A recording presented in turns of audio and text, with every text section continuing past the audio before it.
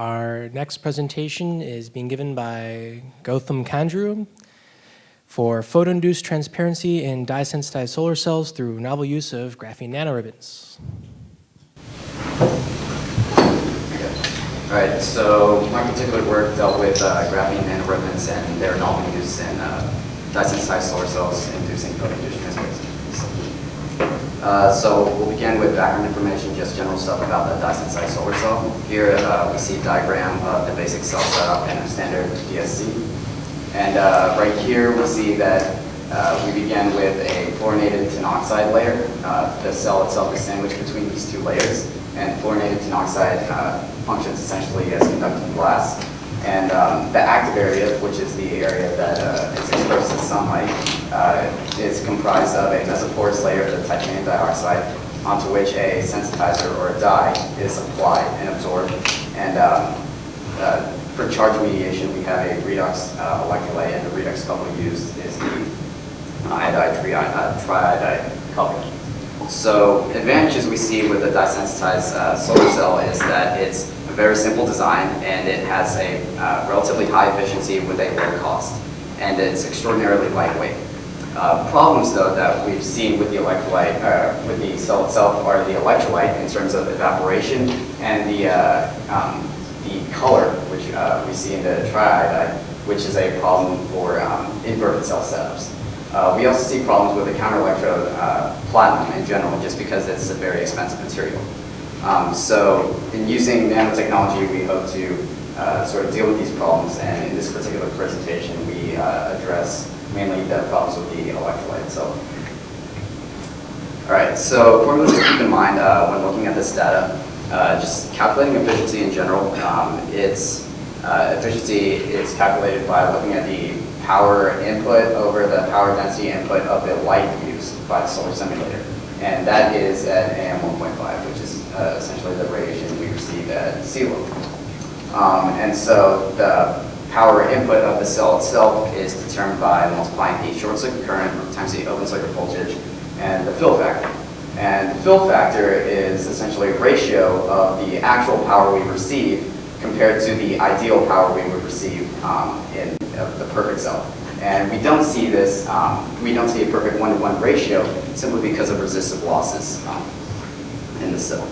So this is the generic assembly. At 1, we have the FTO. At 2, this is the active area of the cell, and this is a cross-section of the redox couple electrolyte. And 4 right here is the counter-electrode material, which could be platinum or the genomes, the graphene nanoribbons. All right, so my testing could be divided up into 4 sections. So initially, I was testing the effectiveness of the graphene nanoribbons as a counter-electrode material. So we looked at this both at the, in a symmetrical cell to check for the exchange current density, and also in the regular cell just to check for efficiency in general. The third stage was determining whether the photo-induced transparency that we saw the graphene ribbon in the graphene ribbons would occur with the graphene nanoribbons functioning independent of their function as a counter-electrode. And finally, the last step was attempting to suspend the graphene nanoribbons in the electrolyte to induce the photo transparency without seeing those resistive losses. So this was a IV curve of the counter-electrode material being graphene in this case compared to platinum. And as we see, there's a sharp decrease in the short-circuit current right here within the graphene nanoribbon counter-electrode material. And we see that the fill factor is very low. And that results in a decreased efficiency when compared to the platinum cell. And this is the Taupo plot, in which we were able to determine the exchange current density of the platinum and the graphene nanoribbons. And as you can see, the exchange current density for the platinum is extraordinarily high, around 129, and the cells themselves only produce around 20 microamps per square centimeter. And we can attribute the poor efficiency of the graphene cells when graphene is used exclusively as a counter-electrode due to this very low exchange current density, which results in high resistive losses. However, in the graphene cells, we did notice a very interesting effect, this photo-bleaching effect, in which you can see here is a regular cell, and then here is the cell after it's been photo-bleached. So we see this transparency induced in the electrolyte at the expense of a slightly decreased short-circuit current. So upon noticing this, we began looking at the absorption and emission spectra of the graphene itself. And so here we see the black line represents the absorption spectra of the graphene itself, and the red line represents the emission spectra of the graphene alone. However, we noticed that when the graphene was put in a solution with the electrolyte, the emission of that solution was suppressed. And this was because we have attributed this to the booster resonant energy transfer. And that the FRET, or booster resonant energy transfer, is a virtual particle interaction in which the GNRs, the graphene nanoribbons, are excited and transfer that energy to the triiodide. And the triiodide molecules are in turn retained at an extended excited state, and this results in a change of the absorption profile. And we see this bleaching effect because the absorption profile of the acetonitrile is very close to the emission profile of the graphene nanoribbons. So upon noticing this effect, we were trying to determine whether this effect occurred independent of the graphene's function as a counterelectrode material. And so we coated filter paper with the graphene nanoribbons, and we coated and then we compared them to regular cells.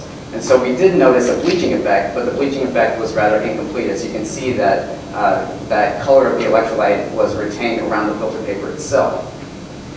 And upon looking at the results, we do see that sharp decrease in the short circuit current and a very low fill factor, resulting in a very poor efficiency within the filter paper cells themselves coated in graphene. However, this a similar an analogous photo bleaching effect was noticed in cells with just the filter paper densified with the DMF, or dimethyl formaldehyde. So in order to more confidently state that this photo bleaching effect was induced with the GNRs alone, we compared the DMF densified filter paper with these cells with just regular filter paper in between.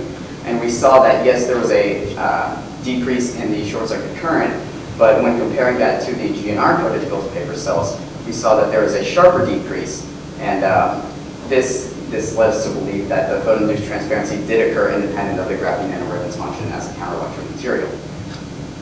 So the final step was attempting to suspend the GNRs in the electrolyte in order to see this photo-induced transparency without the high resistive losses we saw with the GNRs simply as a counterelectrode material. So in order to do this, we changed the electrolyte composition slightly. We used PVDF-HFP as a polymer suspension material, and we attempted to use the standard acetonitrile electrolyte, but the PVDF-HFP didn't go into solution. It didn't dissolve very well, so we switched to an NPN-based electrolyte. And this was an attempt to make a quasi-solid state dye-sensitized solar cell, thus alleviating two of the major problems with the electrolyte. One, the color that we saw, and two, the evaporation. That's a major problem just in fabrication of final production of the dye-sensitized solar cells. So here we see an image of the standard electrolyte and this gelated electrolyte with the PVDF-HFP and the graphene nanoribbons. So these are the results we saw. The red line is the graphene nanoribbons, and then the blue line is just a platinum cell. So we see that the efficiencies at the steady state of the GNR cell is still much higher than the efficiencies that we observed in the traditional GNR-coated counterelectrode cell, which peaked around 3% efficiency. This efficiency was around 6% efficiency. And in the inverted setup, we saw that there was a complete bleaching effect of the solid state, or the quasi-solid state dye-sensitized solar cell. And so in the inverted cell setup, we noticed that there was very little change in efficiency, almost a negligible change. And in the inverted setup, the short circuit current for the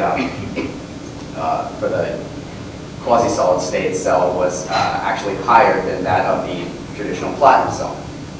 So in conclusion, we've attributed this photo-bleaching effect to booster resonant energy transfer, and this bleaching effect has significant application in tandem devices and inverted devices.